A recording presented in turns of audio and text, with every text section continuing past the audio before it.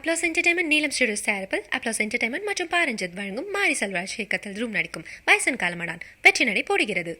முதல்ல வங்கக்கடல்ல வரும் 27ஆம் தேதி உருவாகக்கூடிய மொந்தா புயல் எங்க கரையை கடக்கும், தமிழகத்துக்கு இதனால என்ன பாதிப்பு என்பதை பத்தி வரைகலையில விவரிக்கிறாரு சிறப்பு செய்தியாளர் Kharge. Over to you Kharge.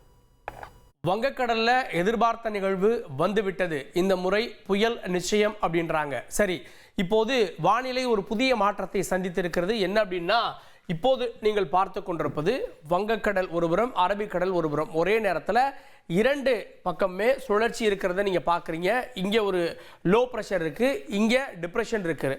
அதே நேரத்தில் இங்கே இந்த இடத்துல உருவான ஒரு லோ ப்ரெஷரானது இப்போது இங்கே கரைந்து கொண்டிருக்கிறது அப்படின்றத நம்ம பார்க்குறோம். ஸோ வானிலை மையத்தின் தகவல் படி இது மூணாக பார்க்குறாங்க. இங்கே ஒன்று, இங்கே ஒன்று, இங்கே ஒன்றுன்னு பார்க்குறாங்க. இப்போ நமக்கு கண்கூட தெரிவது இரண்டு. ஒன்று வங்கக்கடல் லோ ப்ரெஷர், இன்னொன்று அரபிக்கடலில் இருக்கக்கூடிய டிப்ரெஷன் அப்படின்றது. சரி, இப்போது நாம் பெற்றுக்கொண்டிருக்கக்கூடிய மழை அப்படின்றது இந்த டிப்ரெஷன் இருக்கக்கூடிய மழையும் இங்கே கரைந்து கொண்டிருக்கக்கூடிய இதுக்கு முன்பு உருவான லோ ப்ரெஷரும் தான் இப்போ நம்ம பெற்றுக்கொண்டிருக்கக்கூடிய மழைக்கு காரணம். அடுத்த செய்திக்கு வாங்க. மொந்தா புயல் எங்கே உருவாகும் அப்படின்னா, இங்கே தான் உருவாகும் எதிர்பார்க்கப்படுகிறது. ஒருவேளை இவர் டிப்ரெஷனாக இருக்கவர் டீப் டிப்ரெஷன் அப்படியே சைக்ளோனிக் ஸ்ட்ராமாக மாறினார் அப்படின்னா மொந்தா புயல் அங்கே உருவாகிவிடும்.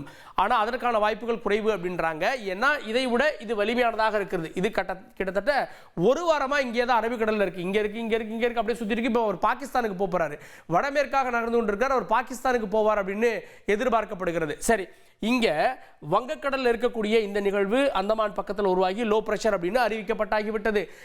இந்த நிகழ்வானது எப்படியெல்லாம் நகரப்போகிறது அப்படின்னு பார்க்குறோம். 24ஆம் தேதி இருக்கக்கூடிய இடம் L1005 அப்படின்றது இந்த தாழ்வினுடைய பெயர். இது 25ஆம் தேதி இந்த இடத்துல இருக்கும். நாளைக்கு தினம், நாளைக்கு மதியெல்லாம் இது பக்கத்திலே தான் சுற்றிட்டு இருக்கும். ஸோ 25ஆம் தேதி இங்கே வர்றப்போ அது டிப்ரெஷனாக மாறிவிடும். அதாவது காற்றழுத்த தாழ்வு பகுதியானது மண்டலமாக மாறிவிடும் அப்படின்றாங்க. அல்லது காலையில் அது நன்கமைந்த வெல்மார்க் லோ ப்ரெஷராக மாறி அதுக்கப்புறமா மண்டலமாகலாம் அப்படின்னாங்க. ஏன்னா 24 மணி நேரம் அப்படின்னு டைம் ஃப்ரேம் கொடுத்துருக்காங்க.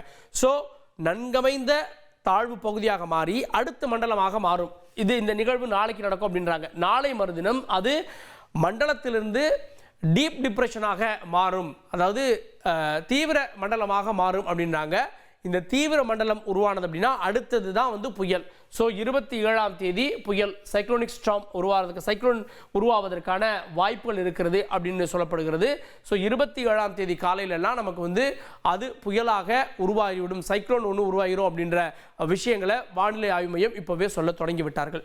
இங்கே உருவாகுது அப்படின்னா அது எங்கே போகும் அப்படின்ற கேள்வி இருக்கிறது. வங்கக்கடலில் தான் இது முழுவதுமாக உருவாகி வந்து கொண்டிருப்பதை நம்ம பார்க்குறோம். இது எங்கே போகணும் அப்படின்னா, இப்போது கொண்டிருக்கக்கூடிய பாதையை பார்த்தா அது புயலா 27ஆம் தேதி ஆகுமானா 60% வாய்ப்பு இருக்குன்றாங்க. அப்படி புயலாக உருவானா அதனுடைய வலிமை கூடிவிடும் அப்படின்ற விஷயம் சொல்றாங்க. மேற்கிலிருந்து வரக்கூடிய காற்றெல்லாம் அதற்கு சாதகமாக இருக்கிறது. ஸோ இப்போ கிழக்கு திசை காற்றும் இதெல்லாம் அதற்கு சாதகமான சூழலாக இருக்கிறதால அது புயலா உருவானா எந்த அளவு தீவிரம் அடைகிறதோ அந்த அளவுக்கு மேலே போகும். இங்கே ஒரு காம்பஸ் மாதிரி வச்சுக்கோங்க. எந்த அளவு தீவிரம் அடைகிறதோ அந்த அளவு மேலே போகும். அப்படி புயலாக உருவாகலை டீப் டிப்ரெஷன் அப்படின்னா கொஞ்சம் கீழே வரும். இல்லை வெறும் டிப்ரெஷன் தான் அப்படின்னா கொஞ்சம் கீழே வரும். இல்லைங்க வெறும் லோ ப்ரெஷராக தான் வருதுன்னா அப்படியே நேராக எங்கே வந்துடுவாங்கன்னா சென்னையை மையமாக வைத்து வந்து விடுவார் அப்படின்றத இதனுடைய சாராம்சமாக இருக்கிறது. சரி, இப்போ நம்ம பார்க்கக்கூடியது என்ன அப்படின்னா, இப்போ நேரடியாக அது எங்கே வரப்போகிறது அப்படின்னு நம்ம பார்க்குறோம்.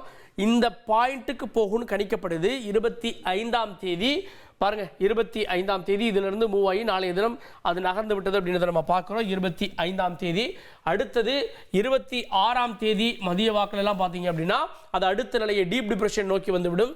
27ஆம் தேதி சைக்ளோனிக் ஸ்டார்மை நோக்கி வந்து விடுகிறது. 28ஆம் தேதி அது மேலே போகிறதா தான் காட்டுது. ஸோ 28ஆம் தேதி காக்கிநாடா பக்கத்தில் அது கரையை கடக்கும் அப்படின்னு.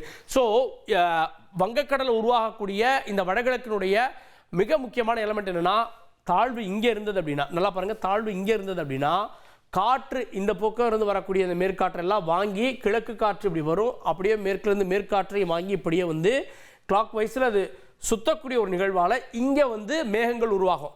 இங்கே மண்டலம் இருந்தால் இங்கே மேகம் உருவாகும். இங்கே புயல் இருந்தது அப்படின்னா இங்கே புதிய மேகங்கள் உருவாகும். ஸோ இப்போது சென்னைக்கு மழை பெய்யணும் அப்படின்னா இங்கே உருவானது அப்படின்னா சென்னைக்கு இருக்கும். இப்போ 2-3 நாளைக்கு முன்னாடி உருவானதே கூட இங்கே உருவாகி டக்குன்னு மேலே போயிருச்சு அப்படின்றத நம்ம பார்க்குறோம். அதனால தான் ஆந்திராவுக்கு மழை கிடைத்தது. ஸோ இது அப்படியே பக்கத்தில் வந்து இப்படி மேலே டைவர்ட் ஆகிறதால மழை அதிதீவிரமான மழையெல்லாம் ஆந்திராவுக்கு போயிடும் அப்படின்னு பார்க்கப்படுகிறது. புயலின் தாக்கம் ஆந்திராவுக்கு போகணும்னு பார்க்கப்படுகிறது. ஆனால் ஆந்திராவை ஒட்டி இருக்கக்கூடிய இந்த கேடிசிசி ஜோனுக்கு மட்டும் நல்ல ஒரு மழை கிடைக்கலாம் அப்படின்னாங்க. அது எந்த வகையில் இருந்தாலும் நமக்கு ஒரு மழை இருக்கும் அப்படின்னாங்க. இதெல்லாம் மீறி அது டிப்ரெஷனாகவே வருது அப்படின்னா தான் நேரடியாக சென்னையை தாக்கும் அப்படின்றாங்க. நேரடியாக சென்னையை தாக்கினா இந்த வடகிழக்கினுடைய முதல் புயலாக முதல் சைக்ளோனாக இது இருக்கும். மொந்தா அப்படின்னு இதற்கு பெயரிட்டிருக்காங்க. இந்த மொந்தா அப்படின்ற பெயரை வைத்தது தாய்லாந்து. ஏற்கனவே வைக்கப்பட்ட இந்த சக்தி புயலுக்கு அப்புறம் வரக்கூடிய அடுத்த புயல் அப்படின்றது இதுவாக தான் இருக்கிறது. இந்த மொந்தா புயல் பெரும்பாலும் ஆந்திராவை தாக்கும், தமிழ்நாட்டுக்கு நல்ல ஒரு மழையை கொடுக்கும். எங்கேருந்து அப்படின்னா மழையை பொறுத்த வரைக்கும் எங்கேருந்து சொல்கிறாங்க அப்படின்னா பாருங்கள், 28ஆம் தேதி அது அங்கே கரையை கிடக்கிறது. ஆனால் 27ஆம் தேதியெல்லாம் பார்த்தீங்கன்னா சென்னையில் மழை இருக்கும். டெல்டாவில் தொடங்கி ஆந்திரா வரை மழை இருக்கும். ஸோ நம்ம எதிர்பார்க்கிறது 25ஆம் தேதியிலிருந்து எதிர்பார்க்கலாம். 25ஆம் தேதி இதனால் இல்லைனாலும் லேசான மழை இருக்கும். 26ஆம் தேதி அதாவது ஞாயிற்றுக்கிழமை இதனுடைய தாக்கம் பக்கத்தில் வரதால் வந்துவிடும். சென்னையில் லேசான மழை தொடங்கிவிடும். 26ஆம் தேதி லேசான மழை, 27ஆம் தேதி நல்ல ஒரு மழை இருக்கும். ஸோ திங்கட்கிழமை நல்ல ஒரு மழையை எதிர்நோக்க வேண்டிய சூழல் இருக்கிறது. 28ஆம் தேதி தீவிரமான ஒரு மழை மேலே இருக்கும். ஒருவேளை கொஞ்சம் அந்த லெவல் கம்மியாச்சு அப்படின்னா சென்னையை தான் தாக்கும். ஸோ சென்னைக்கும் அது குறிவைத்திருக்கிறது. சென்னையா காக்கிநாடாவா பொறுத்திருந்து பார்க்கலாம். மழை நிச்சயமாக இருக்கிறது. தொடர்ந்து செய்தி தொகுப்பை அஞ்சலி வழங்குவார். நன்றி கார்கே. அப்ளாஸ் என்டர்டைன்மெண்ட் நீலம் ஸ்டுடியோஸ் தயாரிப்பில் அப்ளாஸ் என்டர்டைன்மெண்ட் மற்றும் பாரஞ்சித் வழங்கும் மாரி செல்வராஜ் இயக்கத்தில் ரூம் நடிக்கும் பைசன் காலமடான் வெற்றி நடை போடுகிறது.